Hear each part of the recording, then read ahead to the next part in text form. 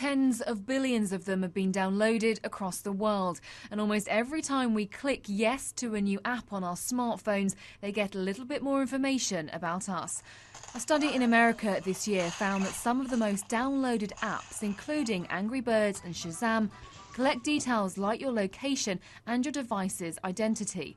And this form of tracking isn't limited to mobile phones.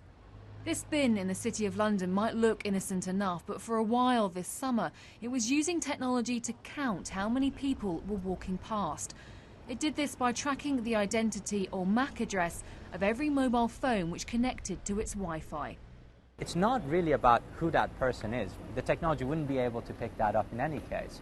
It's simply about doing an aggregation of anything that's got a chip in it. And it could be a person or it could be a car. The system can't tell the difference.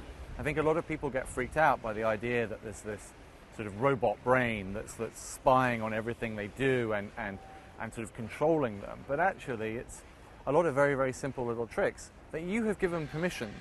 Google has already got into trouble across Europe for collecting information from unsecured Wi-Fi networks while building its Street View mapping tool.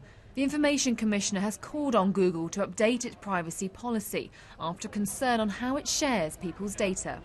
Apps on your mobile phone can log the websites that you look at, the products that you buy and the videos that you watch. They can also find out your location and get an idea of your daily routine. But there's concern that some people are downloading apps without fully realising the information that's being collected and who is using it. The danger is now that companies are still only beginning to understand how they can use this data. So what we start to find is companies gathering as much data as they physically can, only to try and figure out how to make money out of it later. Current UK legislation on data protection dates back to 1998. Campaigners say this needs to be updated to ensure people's privacy is protected as technology continues to develop. Charlotte Lomas, Sky News.